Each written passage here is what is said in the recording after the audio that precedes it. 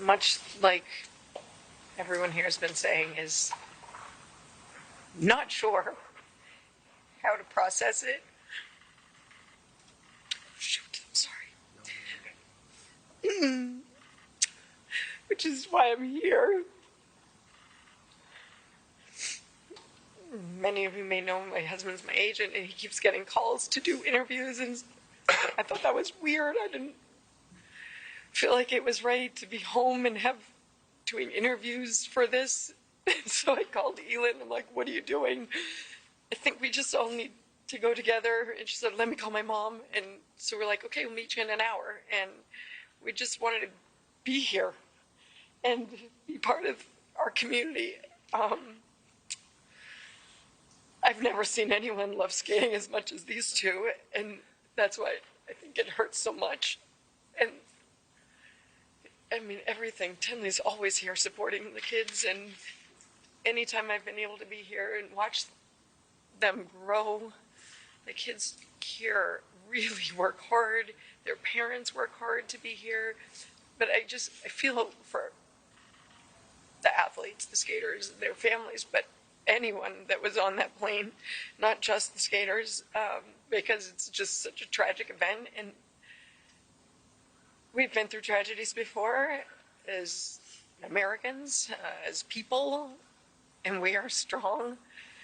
And I guess it's how we respond to it. And so my response was to be with people I care about and I love, and I needed support. So, so that's why I'm here.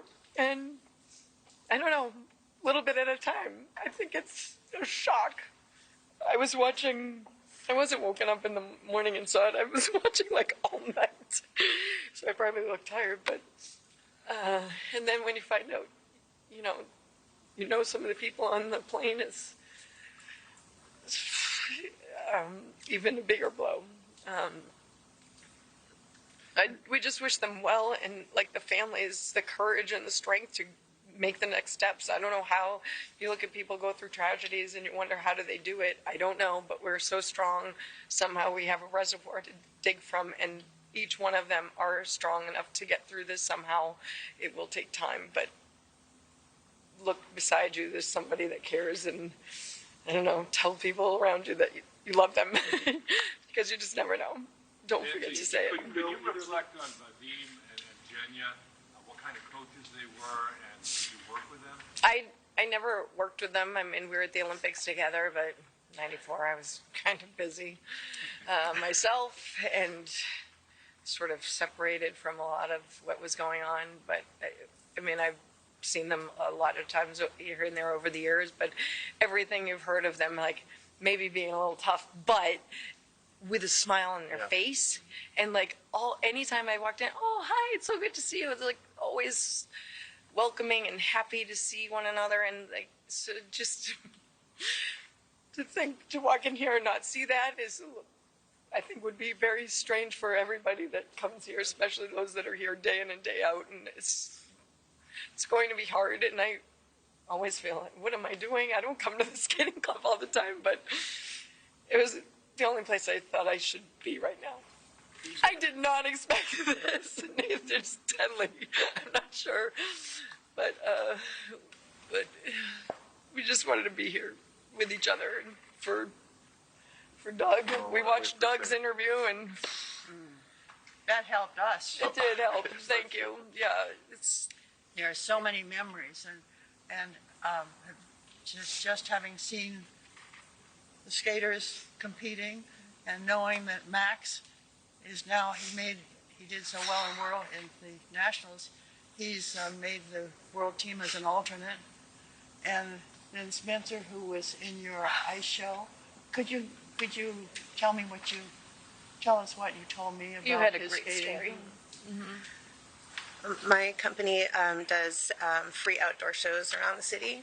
Nancy's hosted and started many of them. And Spencer was in his first show with our company this past December in Kendall Square in Cambridge. And he'd never done a professional show before. It was a new experience for him. He was nervous. And then after the show ended, he came over and he was just beaming. kid was so talented. He'd only started skating a few years ago, and he had all of his triples, and not just that, but this natural grace and beauty and understanding of ice and speed, and his positions were just so gorgeous. And he came to me and smiling ear to ear, saying, I get it now. I understand.